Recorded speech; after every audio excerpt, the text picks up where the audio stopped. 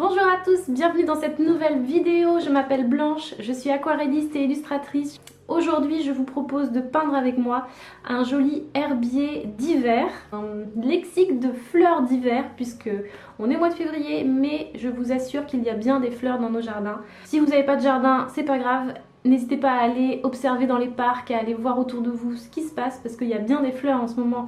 Il y a le camélia, il y a les jonquilles qui commencent à sortir, les petits crocus, ils sont tout petits mais ils sont bien là. Les élébores, il y en a la bruyère par exemple qu'on voit ici beaucoup en Bretagne. Moi j'ai particulièrement à cœur de peindre avec vous le camélia puisque c'est la fleur qui me tient particulièrement à cœur comme j'ai grandi avec. Mon grand-père était pépiniériste pour la petite histoire et c'était sa spécialité, c'était les magnolias, les camélias, les fleurs de buisson qui sont magnifiques en cette période de l'année au mois de janvier et février. Donc j'ai des petits exemples derrière moi, on va pouvoir les étudier parce qu'il n'y a rien de mieux que d'étudier son sujet, de l'observer. On va pouvoir essayer de décrypter tout ça ensemble. Donc on y va, c'est parti. Donc il n'y a pas que le printemps où on a envie de peindre des fleurs, bien sûr, il y a aussi les fleurs d'hiver, on a tendance malheureusement à les oublier, mais il y a vraiment des beautés en cette saison, notamment les fleurs de camélia, les élébores, les daphnées aussi, qui sont des fleurs très belles et odorantes, la bruyère. Je vous invite à peindre avec moi cet herbier d'hiver, j'espère que ça vous plaira, il y en a un petit peu pour tous les niveaux. Donc je vous fais ma petite introduction botanique avec les fleurs pour les identifier un petit peu de notre herbier d'hiver. Donc on va commencer en haut à gauche avec la fleur de camélia, avec les fleurs de camélia. On va faire une version rouge et une version blanche. C'est le défi un petit peu de ce tuto, le camélia blanc. Vous allez voir qu'avec la technique que je vais vous montrer, vous allez y arriver. On va faire des élébores, une version verte, une version foncée. On va faire de la bruyère, des crocus et aussi des fleurs, une fleur de daphné qui est une fleur que j'apprécie énormément. C'est une fleur superbe la daphné, je l'aime tellement, elle est odorante à un point. Vous voyez peut-être pas le buisson de daphné mais vous le sentez, on le sent, on sait qu'elle est là, il y en a quelque part, c'est une odeur magnifique. Pour le matériel aquarelle, je vous propose de partir sur un papier en 100% coton pour cet herbier. Celui-ci, c'est le Winsor & Newton que j'apprécie énormément. C'est un très bon rapport qualité-prix. Un papier en 100% coton, grain fin, 300 grammes par mètre carré, 22,9 par 30,5. C'est un peu plus grand qu'un A4. Et vous allez voir, c'est parfaitement adapté pour ce sujet. Ça sert à rien de prendre plus grand, ce sera très bien cette taille-là. Pour les pinceaux, ce serait bien d'avoir un pinceau assez large, quand même taille 8 ou taille 10 si vous avez des pinceaux en poils synthétiques comme le mien. Ici c'est un Princeton Velvet Touch, il est très bien, j'en parle plus en détail dans ma dernière vidéo sur le matériel aquarelle. Sinon vous avez aussi besoin d'un petit pinceau, j'utilise souvent le pinceau Cotman chez Winsor & Newton en taille 4 ou 3. On a besoin voilà, d'une pointe fine et nerveuse pour faire les détails du centre des fleurs, pour faire les pistils. Je vais utiliser ma palette originale avec Winsor & Newton, c'est donc ma sélection de couleurs extra fines en collaboration avec Winsor & Newton, donc toutes les couleurs que j'utilise dans mon quotidien d'aquarelliste. Et vous avez aussi besoin de quelques autres couleurs en plus, pourquoi pas, si vous l'avez, le carmin permanent, le violet Outremer, le violet quinacridone, un tube de blanc aussi, ça pourrait être intéressant, et d'indigo, mais c'est vraiment optionnel.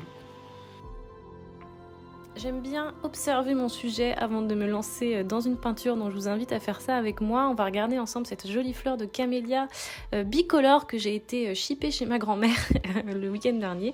Donc elle est vraiment très jolie, elle n'est pas encore tout à fait ouverte, mais je trouvais que c'était un modèle intéressant. Donc les fleurs de camélia sont toujours accompagnées de ces grandes feuilles très solides, très rigides et de quelques bourgeons autour. Vous voyez, on a une tige très raide, c'est plutôt une branche d'ailleurs, plutôt qu'une tige, parce que c'est une fleur qui est issue d'un arbuste. Et vous voyez au centre on a quand même une multitude de pétales très serrés, donc là c'est une variété qui a vraiment beaucoup de pétales au cœur de la fleur et on a un aspect vraiment un petit peu en tourbillon, un petit peu twisté comme ça avec les pétales qui vont faire qu'on va pouvoir différencier cette fleur à l'aquarelle de la rose par exemple, parce que ça va être le défi à relever aussi, ça va être de faire en sorte que ça soit bien une fleur de camélia et non pas une rose ou une anémone. Ça va être pareil, vous voyez, c'est un peu le même système sur la fleur de camélia blanche, on a vraiment un cœur qui est très chargé et puis on a cette espèce de twist à l'intérieur des pétales qui s'enchevêtrent un petit peu les uns dans les autres. Donc j'aime bien commencer pour le camélia avec quelques marques avec mon crayon de papier. Je fais juste le cœur de la fleur que j'ai envie de garder en blanc pour être sûre de garder une marge de blanc au centre.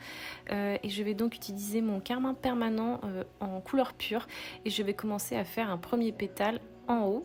Si vous n'avez pas cette couleur-là, vous pouvez très bien utiliser votre alizarine cramoisie par exemple, ou si vous avez un rose permanent, ça pourra aussi très bien faire l'affaire. Moi j'apprécie cette couleur parce que je trouve qu'elle se rapproche plutôt bien du camélia rouge.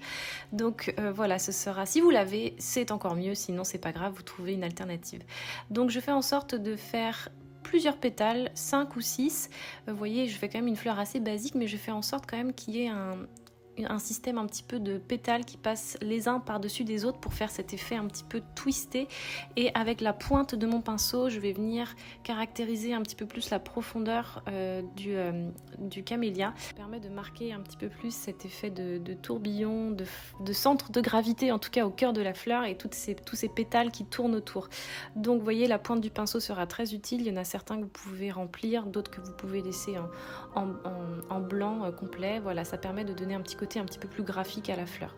On va laisser ensuite sécher, mais d'abord je vais venir avec une couleur bien plus foncée, c'est un gris de pain avec un petit peu d'alizarine cramoisie pour marquer un petit peu plus le centre, ce qui me permettra de faire des pistils bien jaunes et bien blancs au cœur de la fleur pour qu'ils ressortent mieux. Donc là, j'utilise un brun, si vous avez un brun dans votre palette, utilisez-le, pour représenter la branche du camélia. Donc vous voyez, je fais quand même une branche très très fine et je vais lui coller tout de suite 2 bourgeons que je dessine avec la pointe de mon pinceau, donc qui est très nerveux et qui me permet vraiment une capacité de détail, voilà, juste en utilisant la pointe. Et puis si j'ai envie de faire des plus grands aplats de couleurs, j'utilise le corps entier de mon pinceau. Donc vous voyez, par exemple, pour faire les feuilles larges du camélia, j'utilise le corps entier et j'appuie un petit peu plus sur ma feuille. Donc là c'est un vert de périlène avec du vert de vessie bien intense. Ça permettra de faire voilà une feuille très très forte comme on a pu le voir tout à l'heure sur notre modèle. Et vous voyez, je n'ai pas peur de faire des feuilles quand même assez grandes et assez foncées pour bien contraster et représenter la feuille vraiment très, très dense et très rigide de la fleur de camélia, parce que je trouve que c'est aussi ces petits éléments qui vont faire que l'on va bien reconnaître et mieux illustrer la fleur de camélia. On passe au défi à la fleur blanche de camélia qui va être un autre système, une autre technique. Donc là on va réaliser un gris, donc soit vous mélangez plusieurs couleurs entre elles très diluées, vous allez forcément tomber sur un brun ou un gris, soit vous pouvez directement utiliser le blanc que vous allez teinter légèrement. Et donc là ce qu'on va faire, c'est qu'on va la dessiner. On va d'abord commencer par tout le tour de la fleur, par tout son contour, et vous la dessinez comme vous le voyez avec la pointe de votre pinceau. Donc là je cherche vraiment à représenter les effets de vagues et de twist encore que l'on peut retrouver sur la fleur de camélia. Donc vous voyez, je pars de l'extérieur et je vais venir petit à petit compléter l'intérieur de la fleur pour mieux voilà voir et illustrer chaque pétale de fleur qui se cale bien les uns entre les autres et qui arrive très large à l'extérieur et de plus en plus petit à l'intérieur, et un cœur bien sûr très très dense. Donc vous voyez, ce sont comme des espèces de C qui sont tous accrochés les uns aux autres, et plus j'arrive au cœur de la fleur, plus je viens densifier un petit peu plus ma couleur. Donc mais c'est vraiment comme si on avait un crayon dans les mains, on utilise la pointe de son pinceau un petit peu comme si on dessinait avec. Je rajoute une petite touche d'ocre jaune très légère dans la partie encore humide du centre de la fleur qui va se diffuser gentiment dans tous les traits que je viens de faire. Et vous voyez, vraiment l'idée c'est de garder les pétales blancs en réserve et de juste les dessiner en contour pour vraiment garder ce côté très lumineux de la fleur blanche de camélia. Et ce qui va nous aider beaucoup, ça va être encore ces grandes feuilles vert foncé qui vont venir encore bien faire ressortir le blanc du papier et donc des pétales de camélia.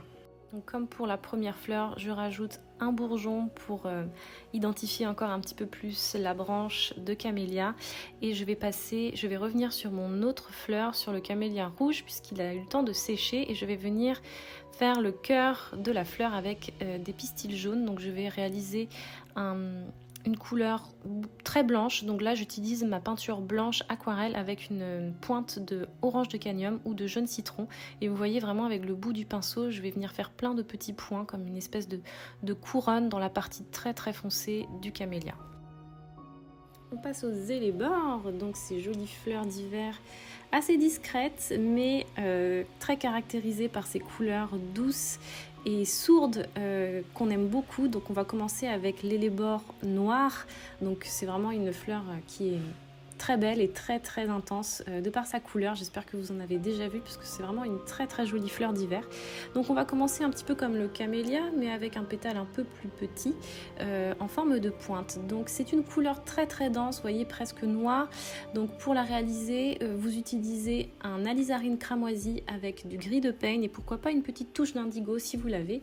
Donc vous allez vraiment obtenir quelque chose de très visqueux, c'est normal. Voilà, vous pouvez diluer un petit peu votre couleur sur certains pétales parce que sinon ça va faire quelque chose de très bloqué et très fermé et on a besoin que ça respire aussi un petit peu, donc n'hésitez pas à garder une bonne quantité de blanc au centre de la fleur et vous voyez avec la pointe du pinceau de venir révéler déjà quelques pistils, même s'ils sont pas parfaits, c'est pas grave, déjà voilà, on cherche pas la perfection dans cette manière de peindre.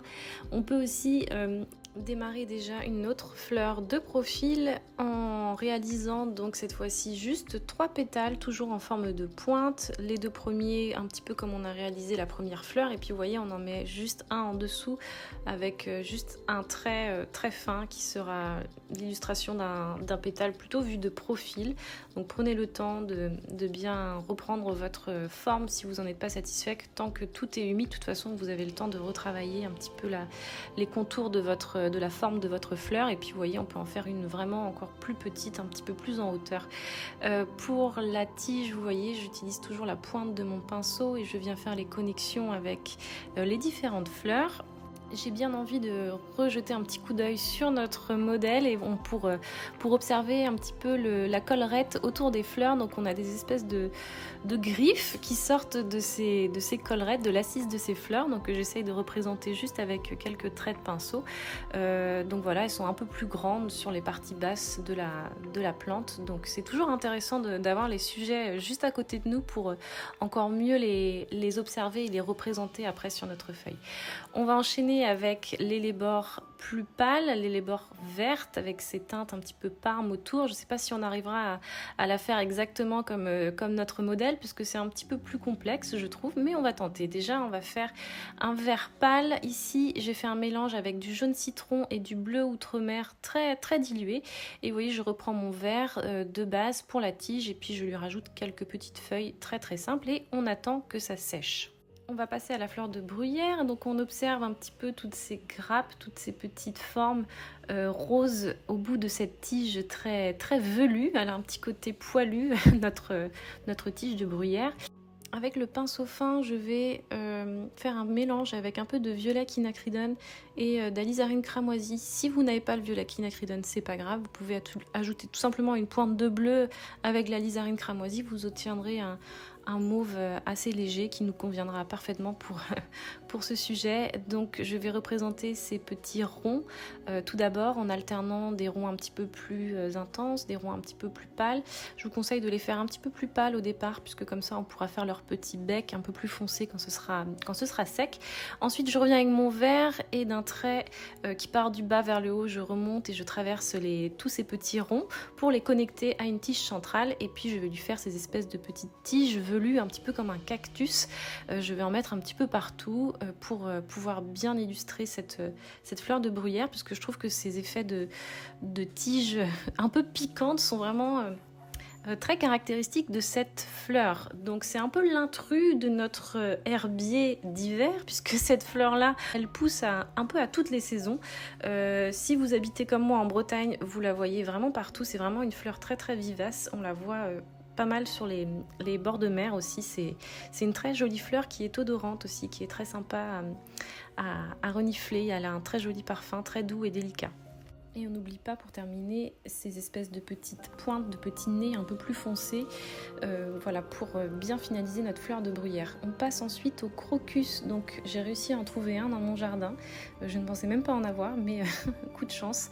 En plus c'est la couleur vraiment idéale, donc on a un joli cœur orange et ses pétales violets qui seront donc violet outremer et orange de cadmium pour nous. Donc si vous avez du violet outremer c'est parfait, parce que c'est un violet un petit peu plus froid. Sinon vous avez le violet Winsor qui est dans ma palette par exemple originale, que vous pouvez venir refroidir avec un peu de bleu outremer par exemple.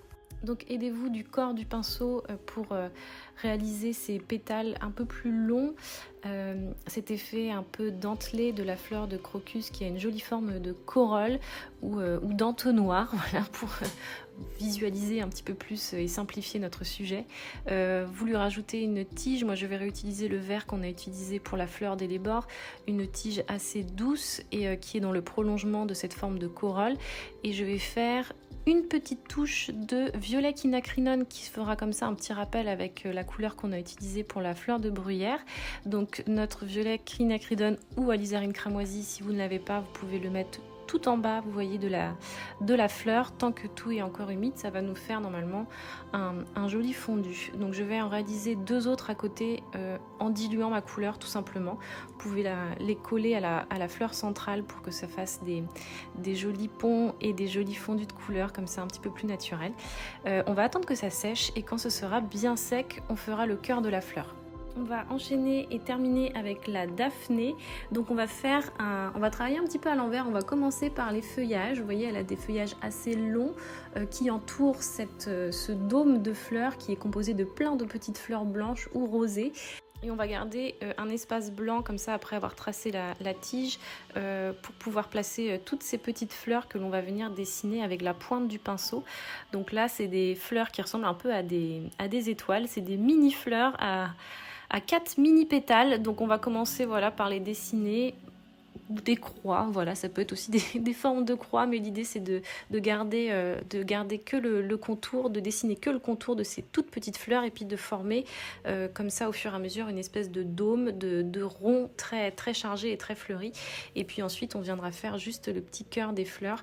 Si vous êtes plus à l'aise, n'hésitez pas aussi à utiliser un pinceau beaucoup plus fin, à utiliser le pinceau numéro 3. Je prépare une couleur très très claire en utilisant le blanc de titanate à l'aquarelle. Vous pouvez aussi utiliser de la gouache ou un crayon blanc et on va faire le cœur de l'Hellebore noir. Vous voyez, comme ça va bien ressortir. Pour l'autre fleur d'Hellebore, un peu plus dans les tons verts sourds, et je vais utiliser l'alizarine cramoisie que je vais quand même pas mal diluer et je vais venir faire des espèces de moustaches au centre de la fleur qui déborde sur les pétales et je vais essayer de le faire aussi aller un petit peu sur le contour des pétales pour retrouver cet effet de couleur parme qui est sur l'Hellebore verte.